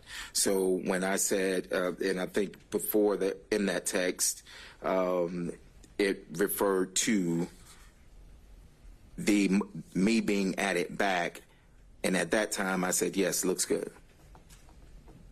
And you're aware and you recall that when Ms. Merchant presented you with that motion, she asked you not to disclose it to anyone until she filed it. Is that correct? We are covering, I think, the last 5 or 6 questions. We've covered ground. Let's get to that ultimate point. I'm trying to get there, Judge. I right. promise you. Okay. Repeat the question, I'm sorry. She asked you not to disclose that motion to anybody until she filed it, correct? I think so. I think that was in the text message, yes. And you knew, in fact, it was her intention to file that motion, correct? The actual motion that she, that was sent? Yes. I knew that she was going to file a motion, yes. I do not think that that was the final draft, or it could have been that she was working on it, but yes, I knew that she was going to file some motion, yes. And you knew that she presented that motion to you for your review so that she could make sure it was accurate, correct? Your Honor, I'm going to object. All this is asked and answered in cumulative. All right, noted. I think Mr. Stockton's getting to the next point, so why don't we just ask that one? Is that correct? Did you Why don't we were- combine that with the next question, so we're not having to lay bit by bit every single time? Mr. Bradley, you knew that Mrs. Merchant was relying on your review to ensure the accuracy of that motion prior to filing it, correct? Speculation as to what he knew that Ms. Merchant knew. No, I'd overrule that. Mr. Bradley? No, so once again, I was excluded from the footnote of that motion, and my review of it, and I said, hey, you need to add me back to the footnote because I did have a contract and I did receive $74,000. And if I may help you out, let's talk just about that part of the motion that deals with the relationship between District Attorney Willis and Mr. Wade. When you reviewed that, you knew that Ms. Merchant. No, I did not know that she was relying on me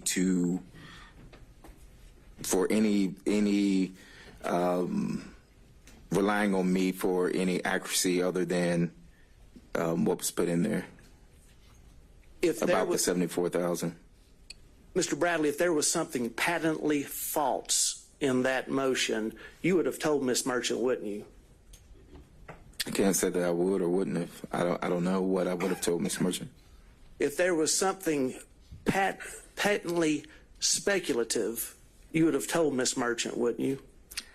I don't know what I would have told Ms. Merchant. She asked me, was it accurate? We were discussing the $74,000 that was left out. Again, if I may direct you just to that portion dealing with the relationship between Mrs. Willis and Mr. Wade. You didn't tell her that there was anything patently false in that because you didn't see anything patently false in that motion as it relates to the relationship.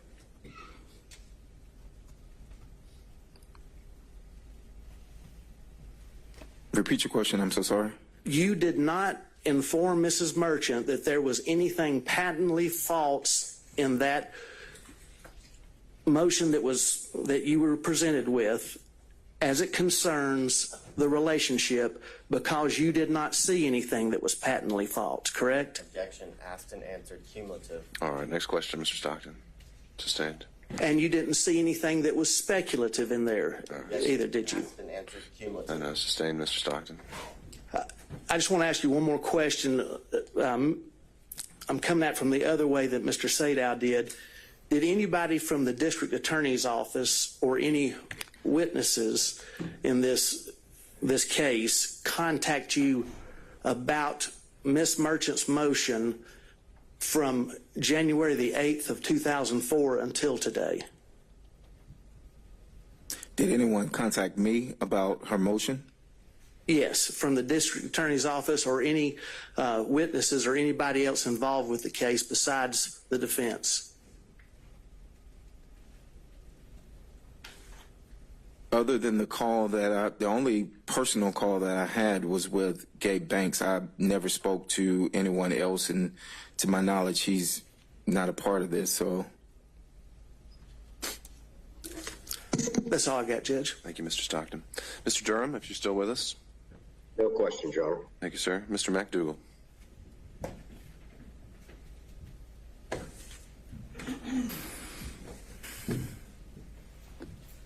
Good afternoon, Mr. Bradley.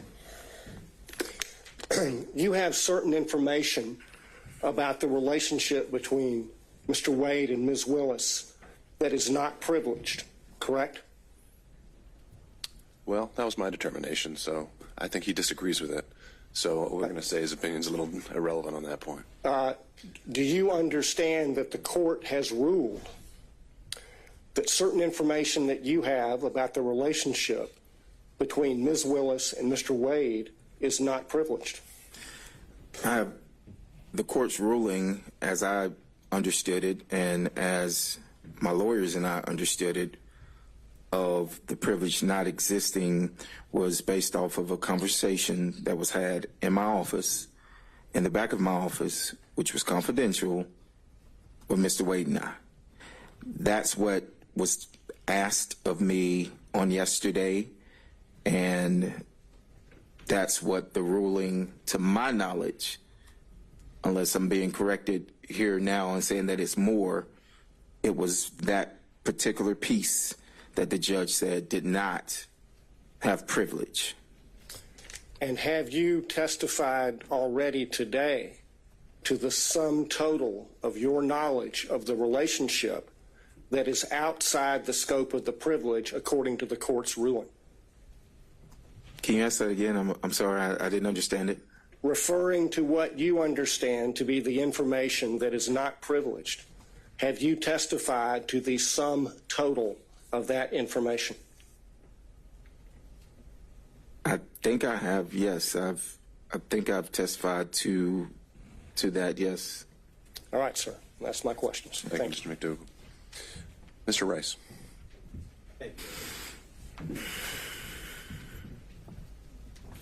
Mr. Bradley, at least as of February 15th, when you first testified, you said that you still considered yourself a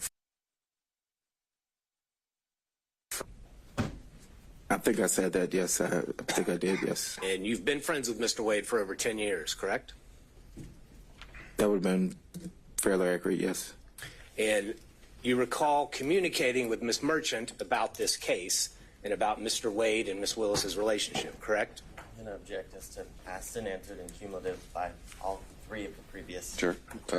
We don't delay that foundation. Why don't we combine it with the next question where you've got a new point to make? Okay. Mr. Bradley, when you communicated with Ms. Merchant, did you tell her any lies about Mr. Wade and Ms. Willis's relationship?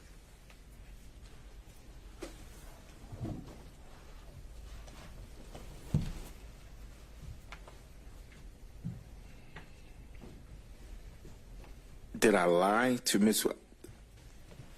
That's a simple question, Mr. Bradley. You're a lawyer. Did you lie to Ms. Merchant when you told her facts about Mr. Wade and Ms. Willis's relationship?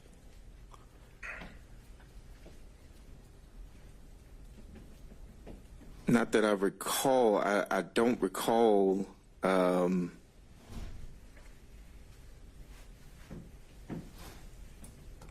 I mentioned earlier that I speculated on some things. I've testified to what I did know, so I can't recall whether or not No.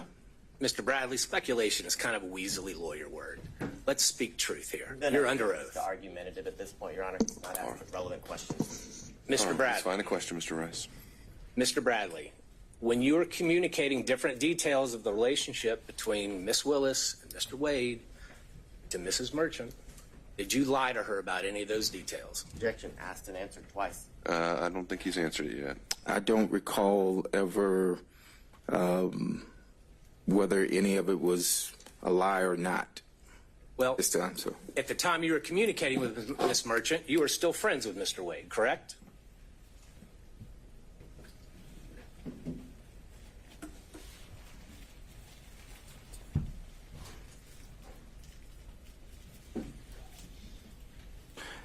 yes, And at the time you were communicating with Miss Merchant, you knew that she was talking to you in her role and capacity as an attorney in this case, correct? correct. And you knew that she was going to use that information to somehow benefit and file a motion benefit her client, correct? Object to suspend. I did not know that. Okay, So see. I did not. Oh, I'm sorry. So as an attorney yourself, you are testifying here under oath that you had no idea what Miss Merchant was going to do with all the details that you were giving her about Wade and Willis's relationship. So at the time, no, I did not. I knew that Miss Merchant was gathering information. That is correct. Okay. And did you lie to her when you told her that the relationship began before 2021? I don't think we need to drill into specifics. He's covered it at a high level. I don't think we're going to get much out of this. Mr. Bradley, isn't it true the only thing that has really changed? Well, you were speaking to Miss Merchant, whether by text or by telephone. You never said to her that I don't remember or that I'm speculating, correct? I don't recall.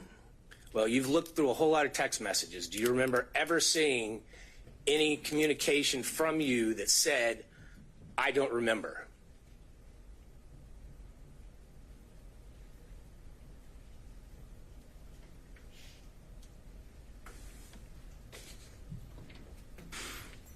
Yeah, through the messages that I don't have all the messages in front of me, but no, I don't recall if I ever said I don't remember. Do you recall seeing any text messages where you replied to her or gave her details where you said, I am speculating about this detail? No, I never used the word speculating, no. And the only thing that's changed between then and now is that phone call from Nathan Wade's friend, Gabe Banks, correct? No, well, Gabe was my friend, and I actually stated that the first day that I was here was that I've known Gabe for a few years, and that we were, but we are fraternity brothers. And so I never said that that anything changed behind Gabe Banks. So you never told Miss Merchant that you were worried that they were threatening you? Objection, asked and answered when he was asked this on February 16th and today. Mr. Rice, we've covered this. And just to be clear, you didn't attend college with Mr. Banks, did you? I did not attend college with Mr. Banks. When you referred to him as your fraternity brother, y'all just both happened to have pledged the same fraternity, different colleges, different chapters. Well, that's what we consider fraternity brothers, yes, sir. And as a normal course of your relationships with your friends, do you pass on lies about your friends?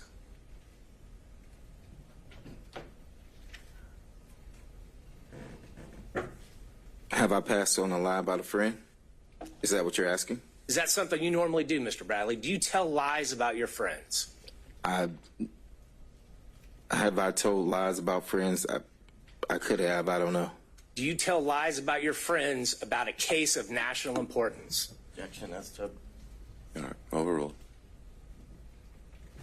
I could have. I don't know. Mr. Bradley, I notice you're not looking at me. I'm looking at you on the screen only because I was accused of, and I did the same thing to Mr. Sadow when he was on the What's screen. the next question, Mr. Rice? No further questions, Judge. I think it's clear. Thank you, sir. Mr. Gillum.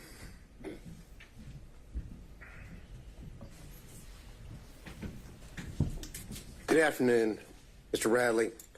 A few questions. A lot of folks have taken up the questions that I wanted to ask, but I've got a few left here. We'll see. We'll see. You said Mr. Bradley, you said you didn't know what Ms. Merchant was going to be doing with the motion that she sent you. You remember that testimony a few minutes ago? I think I said I didn't know that. I knew that she was gathering information, yes. Well, let's look at the title of the motion that she sent you. Do you remember reading? That was sent on the 6th. Excuse me. Do you remember reading the defendant Michael Roman's motion to dismiss grand jury indictment as fatally defective and motion to disqualify the district attorney, her office, and the special prosecutor from further prosecuting this matter? Do you remember seeing that in the draft that you read and reviewed? Yes. So when you tell this court that you didn't know what she was up or what she was going to do, she kind of gave you a hint, didn't she, in the title of the motion that she sent for you to read? Didn't she?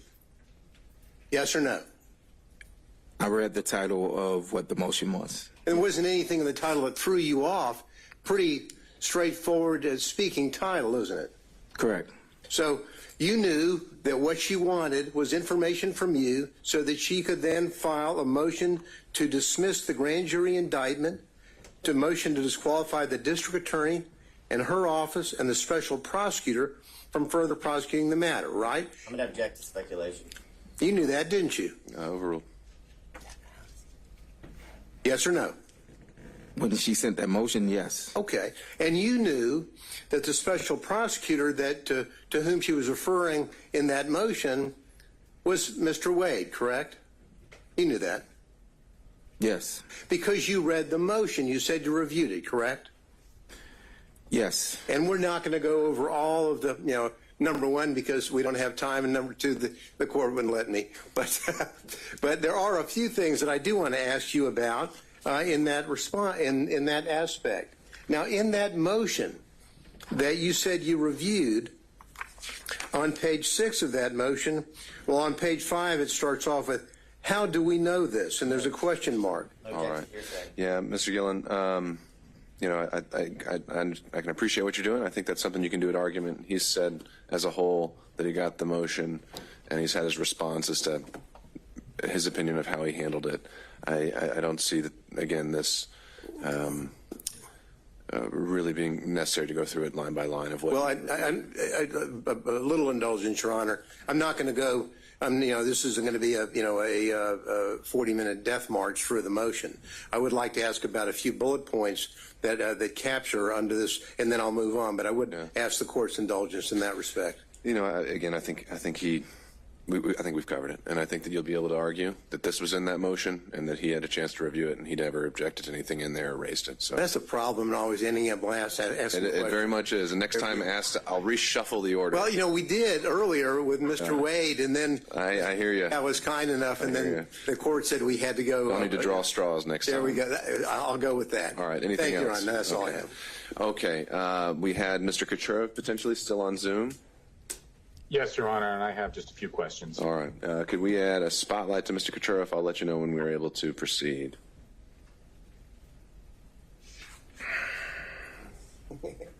Judge, before he starts, can I take a 5-minute restroom? Absolutely. 2 hours? Yeah, we've been going 2 hours. So let's come back at 4 o'clock. I'll also note for the record that we received a notification from Mr. Cromwell on behalf of Ms. Latham, and he said he was waiving her presence. And I don't know if he later decided to join us by Zoom, but I don't think he was electing to log in. So after Mr. Kucherov, just in terms of timing, Mr. Abadi, do you have any expectation of how long your, if any, questioning would last? I don't imagine my questioning will be very long. Okay. Well, let's get back in at 4 o'clock. Mr. Bradley, you can just step out of the jury room.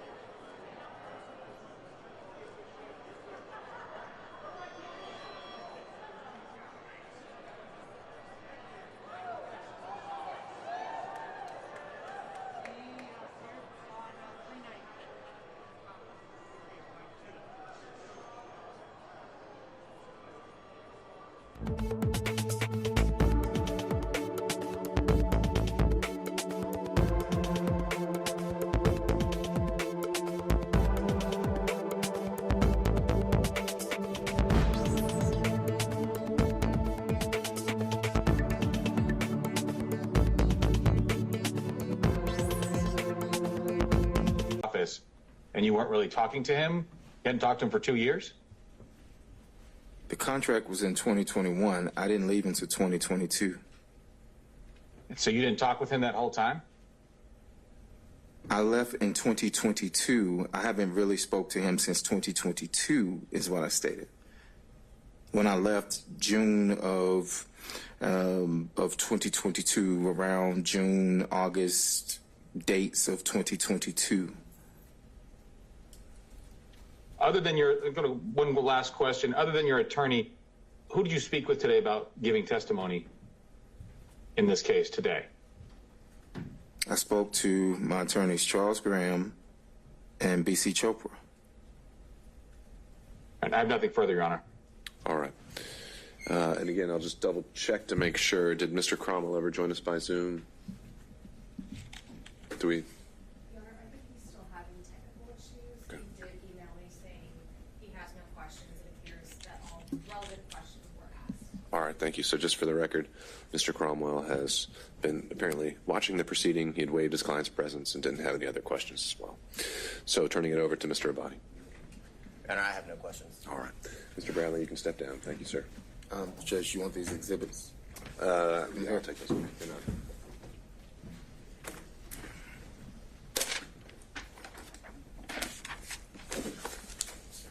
May I be excused? I have a follow-up based on some questions. And it's just about the text. And what, just by way of proffer, what about the text? Just to admit, so when other people asked about the text, some of them weren't in the record today, so I organized them. They're the ones that have been talked about today, so I just organized them. I just wanted, for a point of reference, to have them. Okay. And do we need Mr. Bradley for that? I don't believe so, but Have you marked them? yes. Have you showed them to the state? I gave a copy to the state, but so these Can Mr. are... Bradley just hang out just for 1 second, just to make sure. I'll give you all of them. So. Admitting all of them?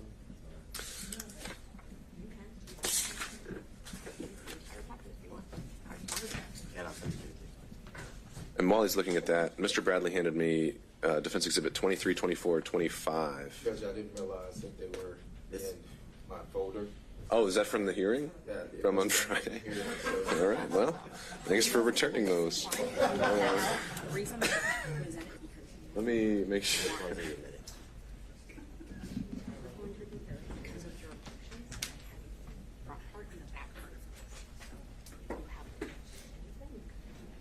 Okay, so I've got 23, 24, 25. Anything else in your binder? All right, good. Okay, and have we come to any conclusions on, what, I'm sorry, how did you mark it? I marked it as, I think we're up to 39, surprisingly the state of Texas. All right, Defense Exhibit 39 is tendered and admitted without objection. Well, no. Oh, I'm sorry. Oh, okay. Text messages that weren't referenced today with, are confronted with, Okay. as it relates to Mr. Bradley. So these are additional text messages, Ms. Merchant? Yeah, so what I did was they objected that they weren't complete because like the first part of the text wasn't there. It was just like, oh, there was something before that was said. So what I did was I spent this whole time trying to line them up so that I had the beginning of the text, the middle, based on their objection. They have all the text. They can admit all of them if they want them complete. And All right. How about I'll just do this. Just I understand the desire just to have the complete text chain, just for purposes of completing the record. I think that there's no point in having him sit here and authenticate every single one of them. So I'm willing to admit it as a court's exhibit, and only the exhibits though that had been previously tendered or referenced in testimony would be ones that actually are relied on for making any findings. But just so it's on the record, we have the complete text chain, should that ever be an issue for some reason. Any thoughts about that, Mr. Abadi? My only thoughts are this is not the complete text chain. I was able to briefly look at Ms. Merchant's phone when she allowed us to have it for 30 seconds, minutes, and there are text messages I know that I saw that are not in what is purported to be State Exhibit 39. Okay, all right. Ms. Merchant, what about that? I let them take screenshots of the ones that they thought weren't there, and he sent them to himself on my phone. I have also offered to hook my phone up to whatever it is. My phone's an iPhone. His is an Android. I can't download like you could in a normal text. I told them if they had a system to get all of my texts, they could have every single one of them. We can definitely do that. Your Honor, Yeah, Mr. Rice. text that she's submitting now and tendering into evidence, they are specific parts of the conversation. The entire entire text chain isn't a continuous conversation subject to 601. Those particular parts, given the witness's testimony, should be admitted as substantive evidence of prior and consistent statements with this testimony today. It would be up to the government and the state if they then want to introduce the rest of it. Have at it. Yeah. Sure. I think that's a fair point that if he had been confronted with a particular text, that could have been the opportunity to admit it as a prior and consistent statement for impeachment. And some of them were. But apparently some of them were not. I'm taking those out. So I'm taking out the ones that they said he wasn't confronted with, and I'm just going to admit the ones that he was confronted with. And that's fine. It just makes it more confusing, but it's All right. So we have a newly marked, newly compiled 39. Let's see what the state thinks of that one.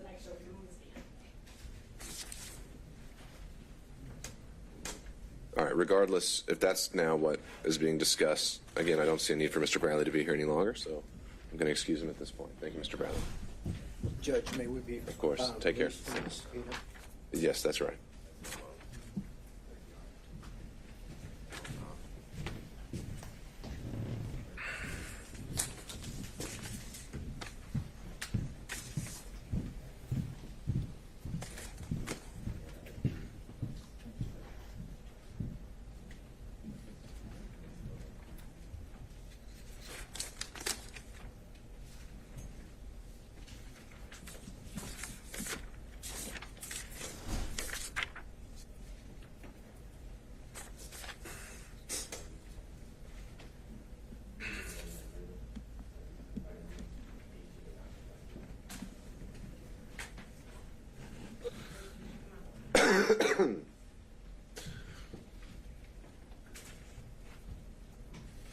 the last time I did it was with Ms. Cross.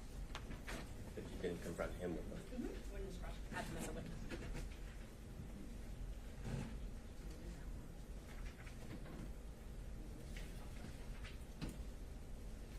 Okay, So where are we with Defense Exhibit 39? it might be helpful if you looked at them so you know what we're talking about, but I confronted him with all of these. Right, I know. So, Exhibit 26, I put in so that it made sense, so you could read it. You know when you're reading a text and it's a conversation? Sure. They're upset that they're not in order now, I guess. I don't really understand, but if you want to look at them, you can. Well, let's start from the beginning. What is the purpose of Defense Exhibit 39? These are the ones that I showed him, and that I showed him today. So there were a lot of follow-up questions on it, and so I realized, okay, well, they should just be in the record, because other people are referring to my texts, and they might as well just be in the record. And he authenticated all of them. All right. So, And Mr. Rice? And not just in the record, Judge, they should be admitted as substantive evidence because they come in as prior and consistent statements from this witness. Okay. All right. So to that end, Mr. Abadi, is there a particular text message in there you think was not authenticated? I understand you're saying, well, maybe one of them's already been admitted. So, but otherwise, just having a omnibus. Here are all the relevant text messages exhibit. Is there an authentication objection? Is there any other kind of objection like that? Yes, because he didn't authenticate that all of the text messages were from him and between Ms. Merchant or the context of them. So I think that's the problem. When you don't, for example, if the state was to provide, I guess, just a specific text chain from a cell phone extraction, there would be an objection because the state would be making the determination as to what is relevant. Really, all the information should be turned over, and it's for the parties to object in Your Honor to determine which parts of the conversation are relevant or not. I don't have all of the conversation. The conversation starts in September, and then, so there's a few text messages from September, and then we jump to January. Ms. Merchant has determined that jump in between is not relevant. That's not appropriate. It's for Your Honor to determine what's relevant and not, and I can't make an objection as to what I don't know. I can tell you what I've read. It seems as if there are definitely parts that are missing that would make certain parts of the text message she's attempting to admit that she didn't confront the witness with would be my objection. But only the relevance can only be determined if we have the full chain. So she's determined which ones are relevant. That's your job. Sure. So didn't she just try to do the full chain as an exhibit just a moment ago? No, we don't have the full chain. The full chain is text messages that begin in September and continue down. That's not contained in that entire package. They're on her phone.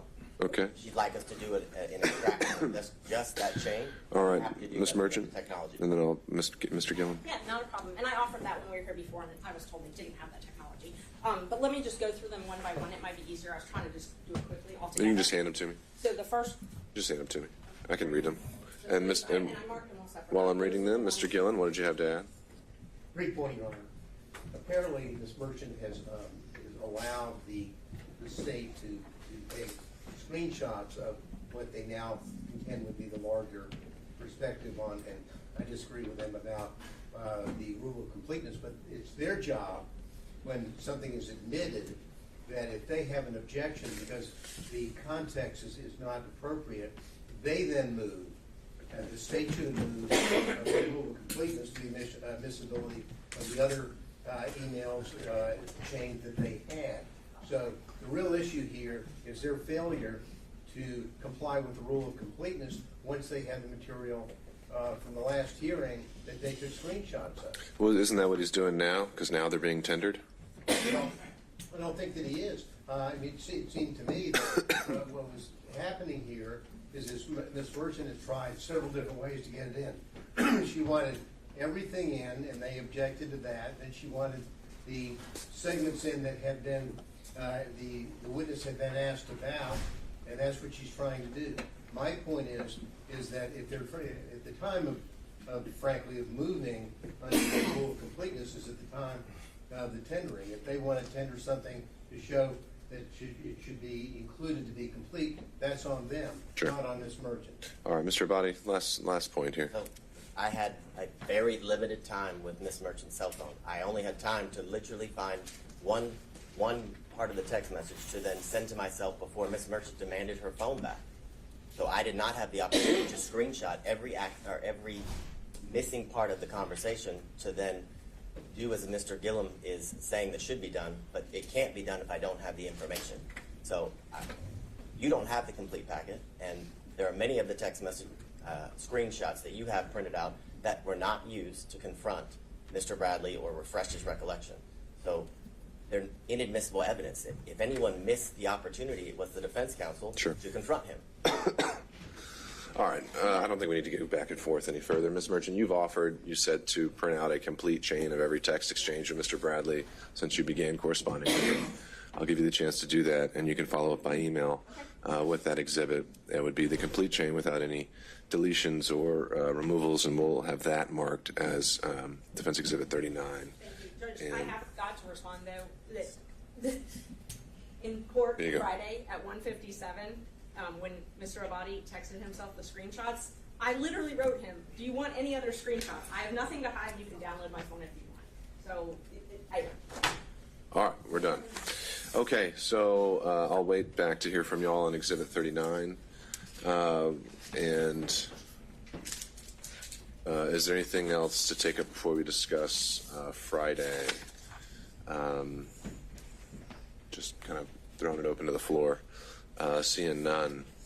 I believe I'd asked and put it out there among defense counsel to be considering how they would like to organize their arguments on Friday. Has there been any decisions reached on that? we have a meeting tomorrow to determine that, Okay. and I can email the court when we're done with that. But we are going to make it as efficient as possible and break it up.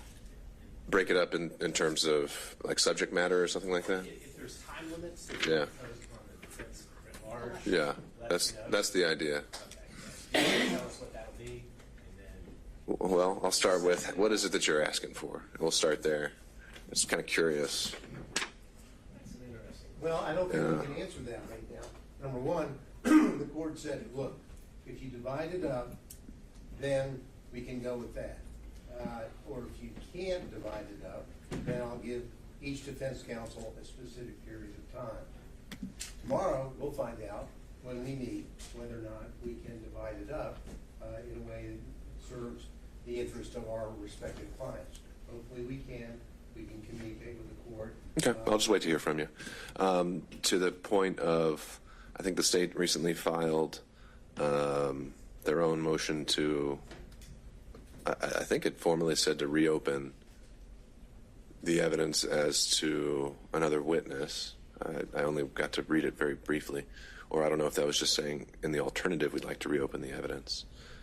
I don't know, maybe someone can clarify that. But my thought there and what I think we ought to do Friday and what I would like to do on the issue of the cell phone analysis and this other affidavit filed by the state today is that both parties, any party rather, can make whatever arguments they want based on a proffer, any counter arguments they want to make based on a proffer. They would not be admitted into evidence at this point. And at this point, I need to start hearing the arguments in the law and what we've heard so far. And if I think I'm able to reach a ruling based on that, I will. However, if I think that the proffer is going to make a material determinative point, we can reopen the evidence at that point. But just the bottom line is on Friday, I do. The intention is that we're still sticking with argument, but the parties are free to address some of these issues that have been brought up post-hearing if they'd like to. Your Honor, excuse me. Whoa. Sorry. Let me start with Mr. Saban. I'm alive and well with a quick question. All right. That suggests that we do not have to have a witness present on Friday for the cell phone record, correct? That's right. Friday would just be argument, and counsel can proffer why they think it's significant. And if once I've heard the law and the argument of counsel, I decide that that is going to have some material bearing on the outcome, then we can reopen the evidence and have it properly admitted and authenticated and subject to cross-examination. Thank you. Okay. Ms. Merchant. I just wanted to know if the court wanted us to focus our arguments on anything in particular. Any questions you wanted us to try and answer? Well, actually, I think what I'm more likely to do is more along the lines of what I suggested before, is give you all a time block, and you use the time however you think is more effective, what you think is your strongest argument. I don't. A lot has been covered, and there's a lot in the motions that weren't covered during the evidentiary hearing that I would plan to rule on at the same time as well. So I leave that to you. All right, thank you. Mr. Gillen? Your Honor, I know we have other motions to hear on Friday. Oh, we do? Now, I thought we did. I just said disqualification as a whole. So if you have arguments about forensic misconduct, about anything like that, that would be the time for that argument as well. I consider that part of the disqualification. Sure. I thought we had scheduled hearings on the murder arguments. You know, no, I mean, I talked about that, and then things evolved. So we didn't actually send out a notice adding any other motions, but we do need to. We have some trials starting next week. The next 2 weeks, we've got some of our homicide trials already scheduled. So I'm going to be following up with you all to schedule the rest of the pretrial motions that we have. So the only arguments that we have on Friday would be 1 o'clock on the issue of disqualification. That's right, all things disqualification. Anything from the state or any other defense counsel? I think for the state. All right, thank you all. All right, we're off the record.